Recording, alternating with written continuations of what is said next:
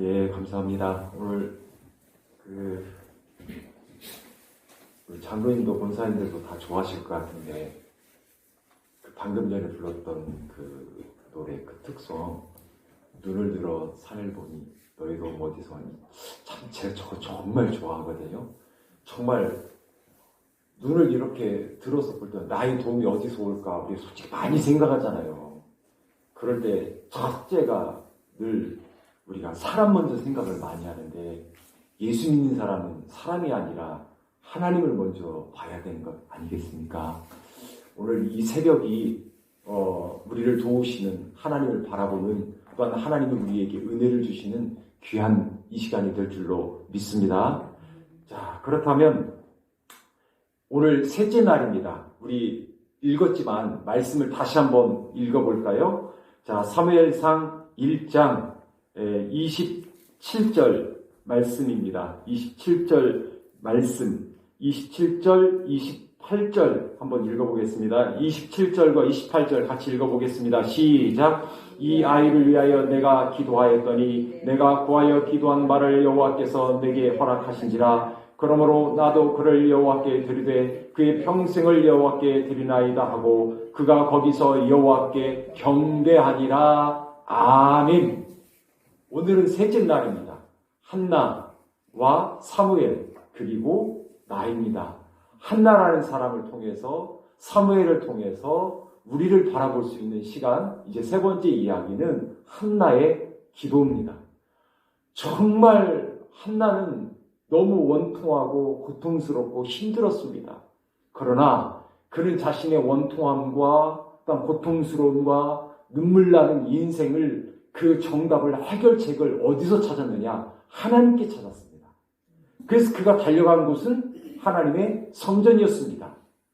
그가 그곳에서 기도했다고 성경은 분명히 기록하고 있습니다. 한나가 마음이 괴로워 여호와께 기도하고 통곡하며 이렇게 이야기하고 있습니다. 누구 사람을 찾아갖고 막 내 이야기를 막 쏟아놓고 아이 장로님 내 얘기 좀 들어주세요. 권사님 내 얘기 좀 들어주세요. 하지만 결국 중요한 것은 하나님께서 내 기도를 내 이야기를 들어주신다는 거예요. 우리가 인간적인 관계에서 위로를 받고 말로 위로를 받고 또한 그 사람의 표정이나 이런 것도 있어요. 그러나 진정한 위로와 평안은 우리 하나님이 주신다는 사실인 것입니다. 한나가요, 남편 엘가나한테 사랑도 받았대잖아요. 남편이 얼마나 한나를 위로해 줬겠어요. 그런데도 그것이 그의 마음에 참 평안을 가져오지 않았던 거예요. 결국 하나님 앞에 나가서 기도하고 통곡할 때, 그리고 그의 기도와 통곡하는 그의 기도를 보고 들으시는 하나님께서 엘라라고 하는 선지자 제사장을 통해서 그를 위로하셨습니다. 그 말씀이 우리가 어제 봤던 말씀 중에 하나였습니다. 평안히 가라. 이스라엘 하나님이 내가 기도하여 구한 그 모든 것을 허락하시기를 내가 원하노라. 이렇게 하나님의 음성을 그 한나에게 들려줬던 거예요. 한나야, 평안히 가. 한나가 그 평화의 말씀을 하나님이 엘라를 통해서 주시는 말씀을 듣게 되었고 받게 되었고, 그리고 어떻게 합니까? 그는 그 말이, 그 하나님 주시는 그 말씀이 내게 이루어질 겁니다. 아멘 하면서 일어나서 이제는 밥도 안 먹고 통곡하고 이게 아니라 성경은 이렇게 말합니다. 18절에 보면 이르되 당신의 여종이 당신께 은혜 있기를 원하나이다 하고 가서 먹고 얼굴에 다시는 무엇이 없었더라? 근심이 없었더라. 성경은 이렇게 기록하고 있어요. 하나님의 그 말씀이 내 마음의 모든 근심을 사라지게 만듭니다. 결국 이 일을 통해서 한나는 아들을 얻습니다.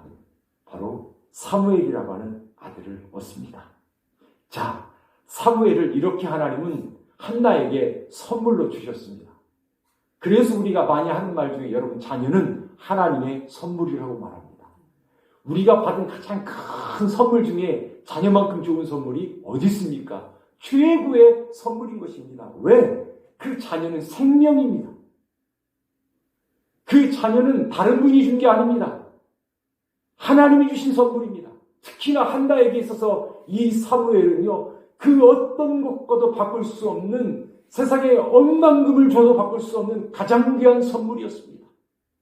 그것도 아이를 낳을 수 없는 몸이었습니다. 그런데 심지어 분인날을 통해서 핍박을 받았습니다. 그러면서 이 한나가 하나님 앞에 기도하고 기도했습니다. 사무엘은 그냥 낳은 아들이 아닙니다. 하나님 앞에 기도함으로 말미암아 하나님께서 그 한나의 닫혔던 태의 문을 열어주시고 그 선물로 받은 최고의 선물이었던 거예요. 아유, 목사님 결혼하고 어쩌다 보니까 첫째 낳고요. 이렇게 살다 보니까 둘째 낳고요. 또 어쩌다 보니까 셋째가 들어섰더라고요. 아니에요, 여러분. 어쩌다가 아니에요. 하나님이 여러분에게 가정에 주신 최고의 선물이었던 거예요. 그건 어쩌다가 아니에요. 하나님의 계획과 섭리인 줄로 믿습니다. 하나님은 이런 자녀들을 우리에게 주셨어요. 그래서 여러분, 우리가 이야기했잖아요. 목사님, 저 참 우리 애들 열심히 키웠습니다. 또 아이들, 어린 가정들은, 부모들은 목사님, 저 이 아이 잘 키울게요. 이렇게 이야기합니다. 맞습니다. 잘 키워야 됩니다. 열심히 키우셨습니까? 잘하셨습니다. 왜냐하면 아이들, 하나님이 주신 선물을요, 잘 키우고 열심히 돌봤다는 것, 그것이 하나님이 자녀를 주시면서 여러분에게 명령한 사명인 거예요. 말씀인 거예요. 바로 그것이 우리의 책임인 거예요. 책임. 선물은 받은 걸로 끝나는 게 아닙니다. 하나님이 자녀를 우리에게 주신 것은 선물로 준 걸로 끝난 것이 아니라 그것을 책임지라는 것입니다. 하나님이 우리에게 직분을 준 것도 마찬가지입니다. 여러분, 직분이라는 건요, 책임을 지는 거예요. 책임을 지는 거. 자, 한나가 마음 아프고 가슴 아프고 눈물을 흘리며 통곡하며 그래서 얻었던 이 귀한 아들 사무엘, 기도의 선물이었습니다. 그래서 이 한나는 그러면 이 사무엘을 어떻게 하면, 우리로 이야기하면 자녀를 어떻게 하면 잘 키울까? 그것처럼 이 사무엘을 잘 키울까를 그 누구보다도 고민하지 않았겠습니까? 그러면서 그가 내린 결론이 있습니다. 그가 한 행동이 있습니다. 오늘은 그 이야기입니다. 두 가지만 보면 됩니다. 한나가 이 어린 사무엘을 정말로 잘 키우기 위해서 어떻게 하였느냐, 그 이야기가 오늘 읽은 27절과 28절 이 말씀을 중심으로 나오는 것이 있습니다. 자, 그러면 오늘 읽지는 않았습니다만 25절을 같이 한번 읽어보겠습니다. 사무엘상 1장 25절입니다. 같이 읽겠습니다. 시작. 그들이 수소를 잡고 아이를 데리고 엘리에게 가서, 이렇게 기록하고 있습니다. 자, 그들이 수소를 잡고 아이를 데리고 엘리에게 갔답니다. 한나가 한 행동은 엘리에게 가는 거였습니다. 여러분, 엘리의 직업이 무엇이었습니까? 제사장이었습니다. 그럼 이 말은 뭡니까? 한나가 그 귀한 아들 사무엘 손을 잡고 엘리에게 갔다. 하나님의 성전에 데리고 갔다는 이야기인 것입니다. 이게 바로 한나의 훌륭한 사무엘을 만드는 첫 번째 비결이었습니다. 무슨 말이냐? 한나는 사무엘을 하나님께로 데리고 간 겁니다. 여기에서는 엘리라고 이야기하지만 엘리가 있는 곳이 성전 아니었습니까? 하나님의 예배당 아니었겠습니까? 오늘도 자녀를 여러분이 잘 키우셨다고 한다면 여러분이 분명히 그 자녀를 하나님께로 데려갔다는 것일 것이고, 행여나 혹여나 자녀를 잘 키우기를 원한다고 한다면 첫 번째 해야 될 일이 그 아이를 데리고 하나님께로 가야 한다는 것입니다.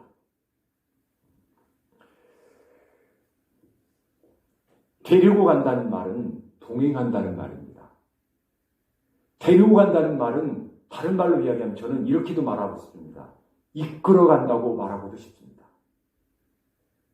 하나님께로 아이를 이끌어 가는 겁니다. 하나님께로 그와 함께 동행하는 것입니다. 소중한 아이, 말로만 소중한 게 아니라 정말 소중하다고 한다면, 정말 귀한 아이라고 한다면, 이 아이의 정말로 잘됨을 위하여 그 아이의 일평생이 시온의 대로의 축복이 열리는 걸 원한다고 한다면 붙잡고 데리고 가야 될 것은 하나님이었던 것이죠. 그런데 이때 이 사무엘이 성경은 어린아이였다고 이야기를 해요. 어린아이. 볼까요? 24절. 그것도 젖된 후에예요. 24절 읽어보겠습니다. 시작. 젖을 뗀 후에 그를 데리고 올라갈새 수소 3마리와 밀가루 1에바와 포도주 1가죽부대를 가지고 실로 여호와의 그 집에 나갔는데 아이가 어리더라. 젖을 뗀 후에 어리더라. 젖을 한 몇 살에 보통 뗍니까? 한 2살? 그때? 아닌 그러면 어떤 애는 한 3살? 이때까지도 보통 먹죠. 그죠? 그러면 젖을 떼고 어렸다. 그래서 저도 추측을 해봤어요. 그러면 사무엘이 도대체 몇 살에 갔을까? 좀 이런 것도 몇 살에 갔다 써놨으면 얼마나 편할까? 근데 몇 살이라고 하는 그게 아니라 성경은 젖을 뗀 후에 어리더라.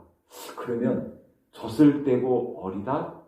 그러면 어느 정도 혼자 지 힘으로 걸어 다니기도 하고 그렇잖아요. 그래서 제가 그냥 추측하기는 혹시 우리로 이야기하면 유치원 때 가지 않았을까?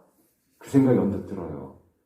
그러면 생각을 했어요. 아니, 유치원 된 아이를 남의 집에 그것도 다른 사람에게 아이를 맡긴다? 야, 이건 상상이 안 가는 것 같아요. 네. 우리 집사람도 우리 애들 지 할머니한테 맡기는데 네? 자기 엄마한테 맡기는데도요. 맡겨놓고 그냥 걱정이 태산이야 태산. 무슨 일이 있어도 제 할머니 집에 보내놓고도요. 전화하고 무슨 일 있었냐 어쨌나. 혹시 손주들 돌보셨던 우리 권사님들도 그러죠. 아니 보내면 보낸 거지. 내가 잘 돌볼 건데 그냥 그거 전화하고 확인하고 묻고 밥은 먹였냐 씻겼냐 재웠냐. 그럴 거면 뭐 하려고 보내. 지가 돌보지. 그죠?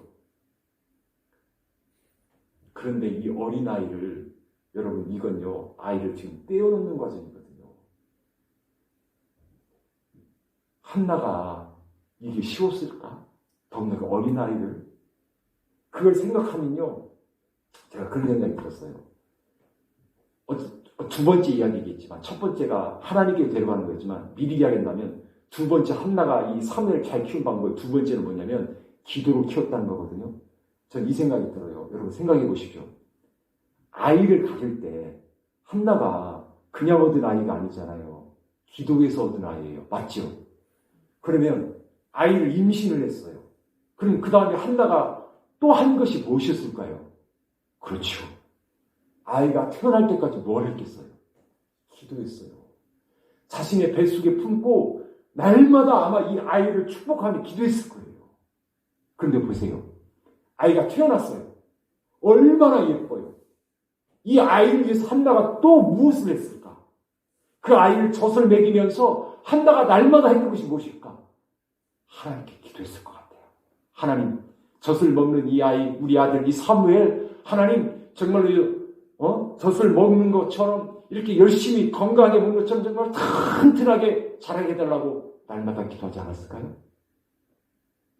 그리고 마지막 아이를 데리고 가잖아요.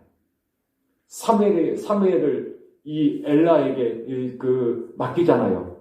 엘라에게 아이를 맡기고 난 다음에 또 한나가 뭘 했을까? 기도했겠지요. 그래서 한나의 이 훌륭한 사무엘을 만들고 우리가 아는 것처럼 사무엘은요. 이스라엘의 선지자이자 예언자이자 제사장이자 그리고 이스라엘 이끄는 지도자였습니다. 그가 그렇게 됐던 이유 다른 게 아니었던 거예요. 보니까 기도로 얻은 아이, 기도로 이 10달을 품었고 그 아이가 태어나자마자 그 어린아이를 늘 품에 안고 젖을 먹이며 기도했고 그 아이를 하나님 앞에 데리고 가 하나님께 맡기고 주 여호와 앞에 모든 걸 의탁하면서 일평생 그 아이를 위해서 기도했던 엄마 한나였던 거예요.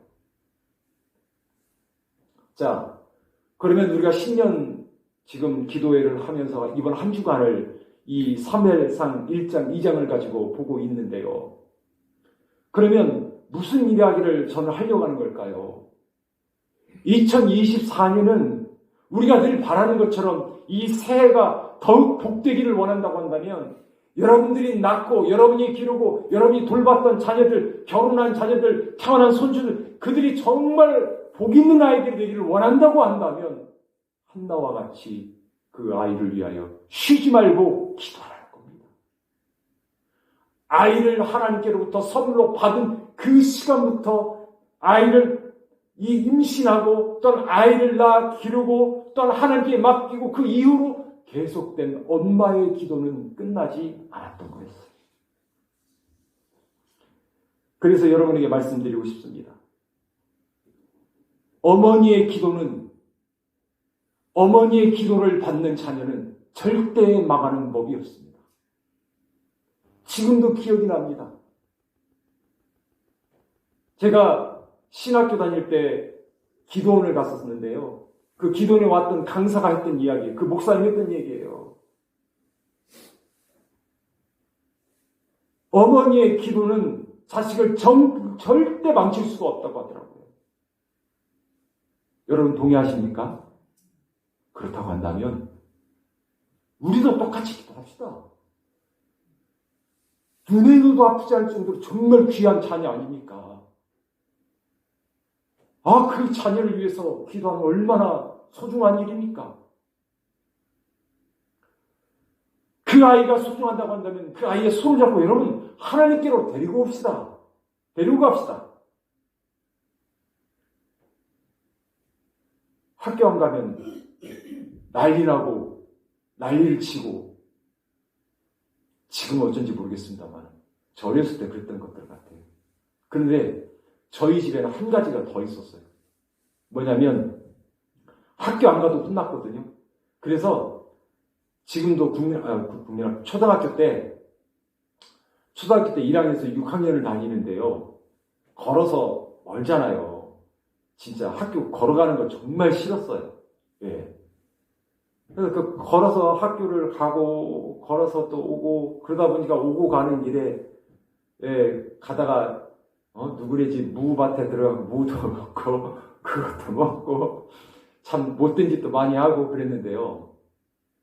근데 지금도 기억이 나는 게 그거예요. 어떤 분들은 학업 우수상 이런 거 모르겠지만 다른 건 몰랐어요. 우리 집이 가난해서 그런 건지 보지만 그런 건 어쩐지 모르겠지만요. 부모님들이 학교는 빼놓지 않고 늘 보내셨어요. 네. 그래서 초등학교 1학년 때 우리 홍역 앓는다고 그랬잖아요. 홍역. 그때 제가 기억하기로는 그때 며칠을 빠지고 그 이후는 학교 결석이 없었어요. 네. 이게 첫 번째였다면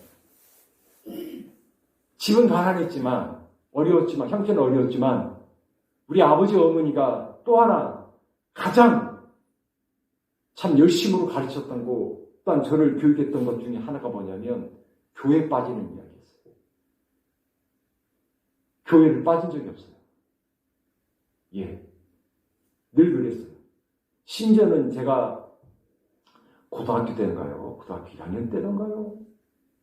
중학교 3학년 때인가? 그때 잘못해가지고 오토바이를 타다가 사고가 나서 다쳤어요. 다쳤는데 다리 기부스를 했어요. 다리 깁스를 했어요. 여기 허벅지까지 밑에서. 그랬는데도 그 기부스를 했는데도 교회를 갔어요. 교회를. 차 이게 아니에요. 걸어서 교회를 가야 되는데 교회가 또 그 우리 시골 교회는 또 하필이면 이 언덕 위에 있어요. 교회가. 거기 올라가는 게 얼마나 힘든지 몰라요. 근데 거기를요 기부스를 해서 이걸 가는데요. 보통 집에서 걸어서 가면 교회를 한 10분이면 가거든요. 근데 교회를 가는데 10분이 아니라 1시간을 가는데 목발을 짚고 가는데 한 번도 목발을 짚어본 적도 없고 더군다나 이게 아프니까 빨리 가지도 못하고 그런 기억이 나요. 그런데 그게 우리 부모님의 두 번째 가장 중요하게 여기는 거였어요. 학교 가는 만큼 교회가 중요했던 거예요. 근데 그건 지금도 마찬가지예요. 지금도 어디를 가든지 주일만큼은 제가 해외를 어디를 가더라도 이 주일만큼은 꼭 갑니다. 교회에서 부목사 할 때 휴가를 주는데 주일을 끼고 주더라고요.